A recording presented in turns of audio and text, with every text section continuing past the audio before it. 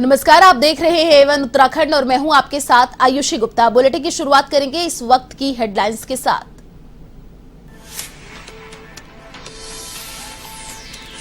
उत्तराखंड में मुख्यमंत्री पुष्कर सिंह धामी की अध्यक्षता में मंत्रिमंडल की बैठक। आज हो सकते हैं कई बड़े फैसले। कोरोना संक्रमितों के बढ़ते मामलों पर भी हो सकता है मंथन।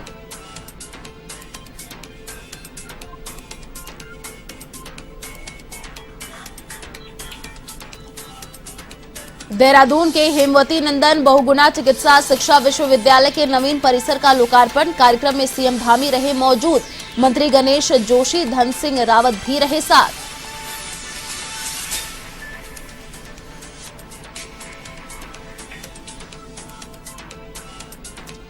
उत्तराखंड में कोरोना का कहर। पिछले 24 घंटे में मिले 310 नए मामले, एक मरीज की मौत। अब 654 हुए एक्टिव केस। तो प्रदेश के स्वास्थ्य सचिव पंकज कुमार पांडे भी कोरोना पॉजिटिव।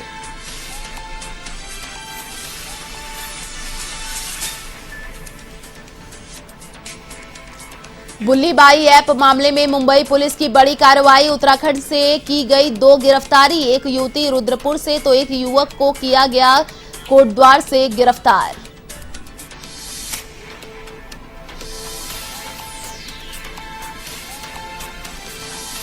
पश्चिमी विक्षोभ के चलते उत्तराखंड में बदला मौसम का मिजाज। मैदानी इलाकों में बारिश तो ऊंचाई वाले इलाकों में जबरदस्त बर्फबारी। तो राजधानी दून सहित कई इलाकों में शीतलहर चलने से बढ़ी ठंड।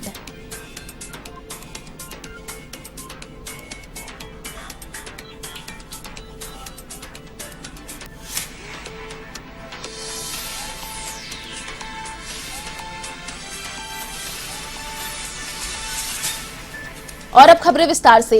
देहरादून के हेमवती नंदन बहुगुणा चिकित्सा शिक्षा विश्वविद्यालय के नवीन परिसर का लोकार्पण समारोह आयोजित किया गया, जिसमें सीएम पुष्कर सिंह धामी मौजूद रहे।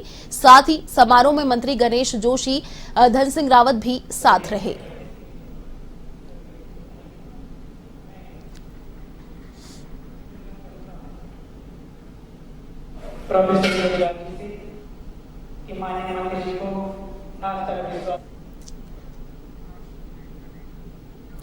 मुख्यमंत्री पुष्कर सिंह धामी की अध्यक्षता में प्रदेश मंत्रिमंडल की बैठक होगी। बैठक राज्य सचिवालय स्थित विश्वकर्मा भवन स्थित वीरचंद्र सिंह गढ़वाल सभागार में होगी। विधानसभा चुनाव की आचार संहिता कभी भी लागू होने की संभावना के बीच हो रही कैबिनेट की बैठक में लोकहित के कई बड़े फैसले हो सकते हैं। पिछले कैबिनेट में राज्य आंदोलनकारियों को सरकारी नौकरियों में 10% क्षैतिज आरक्षण के मसले पर सिर्फ चर्चा हो पाई है और अब इस बैठक में सरकार प्रस्ताव पर कोई निर्णय ले सकती है। इसके अलावा प्रदेश में कोरोना संक्रमितों के बढ़ते मामलों पर कैबिनेट बैठक में मंथन हो सकता है।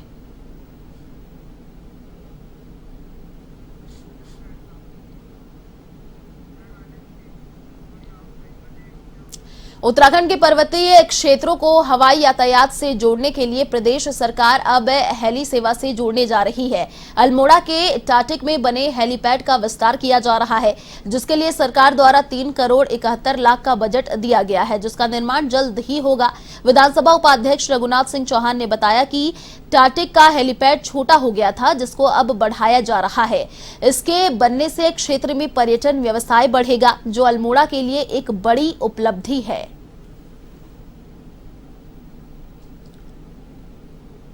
और बताना चाहता हूँ, ये टाटिक का गांव है। आपने देखा होगा हेलीपैड बना है, यहाँ पर हेलीपैड छोटा हो गया है। हमारी सरकार हेली सेवाओं को प्रमोट कर रही है। हेली सेवाएं आगे बढ़े, बाहर का पर्यटक यहाँ हेली सेवा से आए, हम यहाँ को जाने के लिए तैयार होंगे और यहाँ से भी हमारा नज़दीक बढ़ेगा। बहुत सस्ता उसमें हमारी किराया है। तो इसको 3 करोड़ 71 लाख रुपया इस हेलीपैड के लिए हमारा आ चुका है, टेंडर हो चुके हैं, विस्तार इसका हो रहा है। बहुत अच्छा हेलीपैड यहाँ पर बनेगा, तो इससे भी हमारा व्यवसाय बढ़ेगा, हमारा रोजगार बनेगा। पिछले कई सालों से डोईवाला नगर में शमशान घाट की मांग उठ रही थी, जिसको लेकर डोईवाला विधायक और पूर्व मुख्यमंत्री त्रिवेंद्र सिंह रावत ने शमशान घाट बनाए जाने की घोषणा की थी।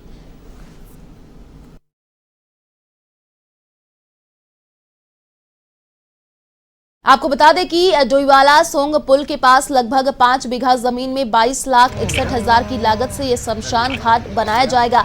जिसमें मोक्षधाम के निर्माण के साथ ही 4 दीवारी का निर्माण किया जाना है। वहीं योजना के धरातल पर उतरने से क्षेत्रीय जनप्रतिनिधियों ने पूर्व सीएम का आभार जताया है।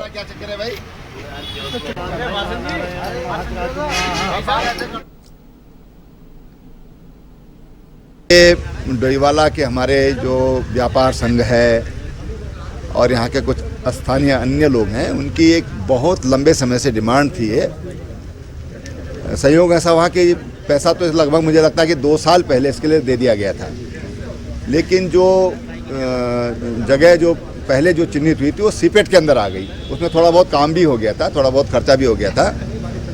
फिर ये हुआ कि भाई ये उचित स्थान नहीं है, वहाँ पर बच्चों की पढ़ाई होगी तो शमशान कहीं अलग होना चाहिए। तो आज ये अल्मोड़ा के सल्ट विधायक महेश जीना ने मासी गैरखेत कलझीपा मार्ग के दूसरे चरण का भूमि पूजन किया। मोटर मार्ग में डामरीकरण कार्य की शुरुआत का शुभारंभ किया गया है। विधायक महेश जीना ने कहा कि गांव के किसी को अगर मोटर मार्ग कटने पर मकान या अन्य नुकसान होता है तो विभाग उसे ठीक करवाएगा। 4-5 महीने में यह मोटर मार्ग बन जाएगा और ग्रामीणों को समर्पित किया जाएगा। आज हम गैरखेत कलझीपा रोड का डामरीकरण का दूसरा चरण का उद्घाटन करने के लिए आज यहाँ उपस्थित हुए हैं और इसकी जो लंबाई है 5.5 किलोमीटर है और सेकंड फेज में डामरीकरण 3.5 करोड़ रुपए का इसकी लागत है। इसमें सड़क के दोनों तरफ नालियों का निर्माण भी होना है और दोनों तरफ जो दीवारें हैं। हल्द्वानी के काठगोदाम क्षेत्र के वार्ड नंबर 34 में मेयर जोगेंद्र पाल सिंह रौतेला ने अमृत योजना के तहत सड़क, बिजली, पानी के लिए विभिन्न योजनाओं का शिलान्यास किया। मेयर जोगेंद्र पाल सिंह रौतेला का कहना है कि देश के प्रधानमंत्री नरेंद्र मोदी ने हल्द्वानी के इंफ्रास्ट्रक्चर के लिए 2000 करोड़ की सौगात दी थी। उसका पत्र नगर निगम को मिल गया है, जिसके लिए उन्होंने केंद्र सरकार का आभार जताया है। टैंक बना था, लेकिन ना तो आज तक वो टैंक भरा ना वहां से। क्षेत्र में कई लोगों के पास आर्थिक का वंचित होने के कारण कनेक्शंस भी नहीं है। मैं माननीय मुख्यमंत्री जी और माननीय पेयजल मंत्री जी का आभार करना चाहता हूं कि उन्होंने ऐसे आर्थिक अपवंचित लोगों के लिए निःशुल्क तो नहीं कहूँगा 100 रुपये में पेयजल कनेक्शंस की सुविधा दी है। और हम लोगों ने यहाँ पर आज कैंप लगाया। इसी तरह हम लोग सभी क्षेत्रों में कैंप लगाकर ये कनेक्शंस को करेंगे, जिससे लोग लाभान्वित हों, उनको दफ्तरों में भटकना ना पड़े। मन में कुछ करने का जज्बा हो तो तरक्की उसके कदम चूमती है। ऐसा ही कुछ कर दिखाया है बागेश्वर जनपद के मंडलसेरा निवासी वृक्ष पुरुष के नाम से विख्यात किशन सिंह मलाडा ने 32 साल पहले विलुप्त हो रहे औषधीय पौधों की प्रजातियों के संरक्षण के उद्देश्य से अपनी मां के नाम से देवकी लघु वाटिका की शुरुआत की। आज किशन सिंह की वाटिका में विलुप्त हो चुकी प्रजातियों के पौधों में पाकड़, निर्गुंडी, सवाई कर्नाटक का तेज पत्ता, काली मूसली, मेहंदी, मेकाइली, चंपा सहित चंदन और रुद्राक्ष की प्रजातियों को संरक्षण दिया गया है। इतना ही नहीं, किशन सिंह अब तक 6 लाख से अधिक पेड़ लगा चुके हैं। पूर्व राज्यपाल बेबी रानी मौर्य से भी वृक्ष पुरुष की उपाधि ले चुके हैं।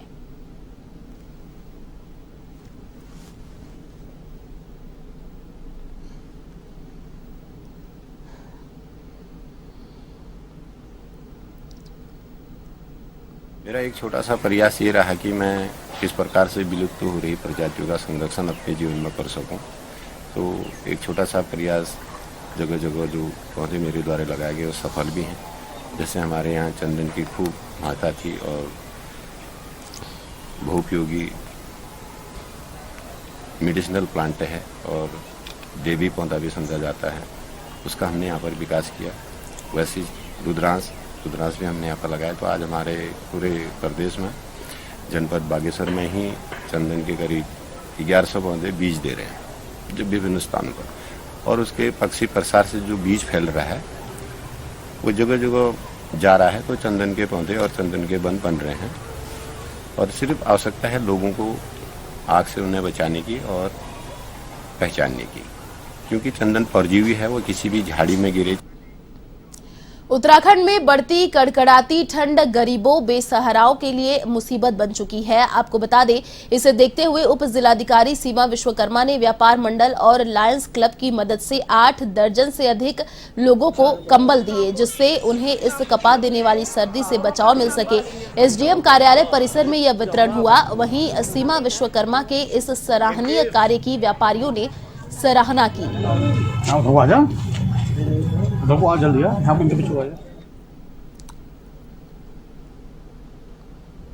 एसडीएम महोदय का मैसेज आया था हमारे पास कि आपकी संस्था लायंस क्लब और व्यापार मंडल सेवा कार्य करते हैं। कुछ पात्र यहाँ गरीब लोग आ रहे हैं, सर्दी काफ़ी है, इसके लिए कंबल की व्यवस्था करा दीजिए। तो हमने लायंस क्लब की और व्यापार मंडल की मीटिंग करके एक निर्णय लिया। एसडीएम महोदय के यहाँ से करीब 100 कंबल का आया था, तो हमने 50-50 कंबल दोनों संस्थाओं के द्वारा, क्योंकि मैं दोनों संस्था में अध्यक्ष हूँ, तो दोनों संस्था से 50-50 कंबल आज वितरित किए जा रहे हैं। में किसानों ने हुंकार भरते हुए नेशनल हाईवे के लिए अधिग्रहित की गई भूमि का मुआवजा देने और सर्विस रोड किनारे जमीन पर नाला निर्माण करने के विरोध में काम रुकवाकर धरना प्रदर्शन किया। किसानों ने 2 दिन में मामले का निस्तारण नहीं होने पर टोल प्लाजा बंद करने की चेतावनी भी दी है। भारतीय किसान यूनियन के युवा विंग के प्रदेश अध्यक्ष जितेंद्र सिंह की अगुवाई में किसानों ने ग्राम गिन्नीखेड़ा बाईपास के पास धरना प्रदर्शन किया।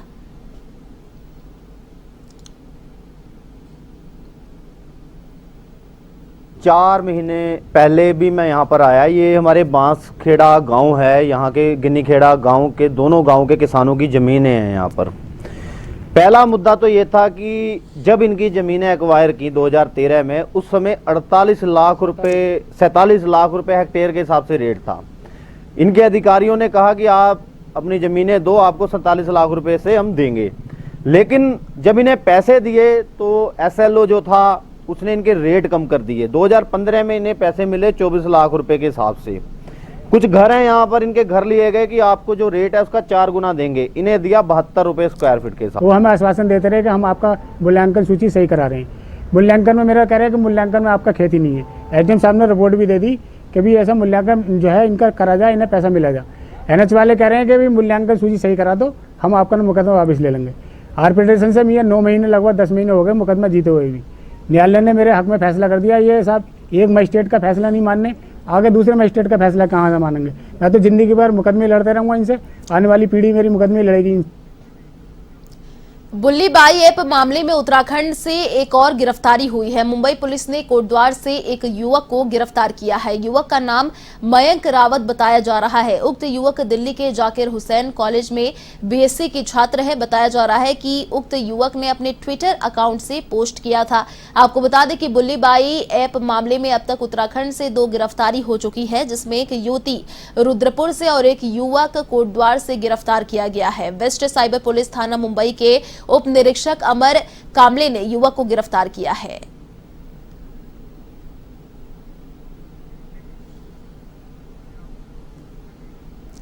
उत्तराखंड में पिछले 24 घंटे में 310 नए संक्रमित मिले हैं। वहीं एक संक्रमित की मौत भी हुई है। प्रदेश में अब तक 3,45,963 लोग संक्रमित हो चुके हैं और आज 111 लोग ठीक हुए हैं। राज्य में अब एक्टिव केस 654 हो गए हैं। वहीं खबर है कि प्रदेश के स्वास्थ्य सचिव पंकज कुमार पांडे भी कोरोना पॉजिटिव पाए गए हैं। बताया जा रहा है कि उन्होंने थोड़ा महसूस होने की शिकायत के बाद अपना कोरोना टेस्ट करवाया, जिसमें उनकी रिपोर्ट पॉजिटिव पाई गई। वहीं देहरादून जिले में 192 लोग संक्रमण की चपेट में आ चुके हैं। हरिद्वार व नैनीताल में 26, पौड़ी में 34, अल्मोड़ा में 5, बागेश्वर व चंपावत में 2, उधम सिंह नगर में 13, टिहरी में 3, पिथौरागढ़ में 5, रुद्रप्रयाग व उत्तरकाशी जिले में 1-1 संक्रमित मिले हैं। केवल चमोली जिले में कोई संक्रमित नहीं मिला है।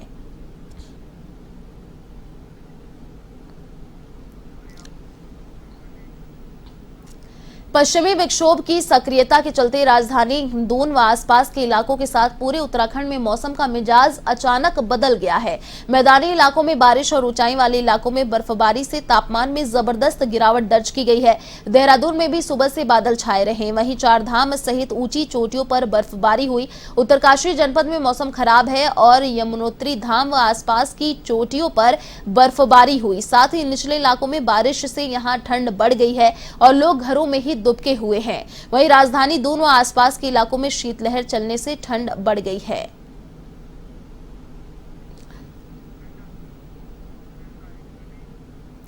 फिलहाल इस बुलेटिन में इतना ही। देश और दुनिया की तमाम बड़ी खबरों को देखने के लिए आप देखते रहिए A1 TV।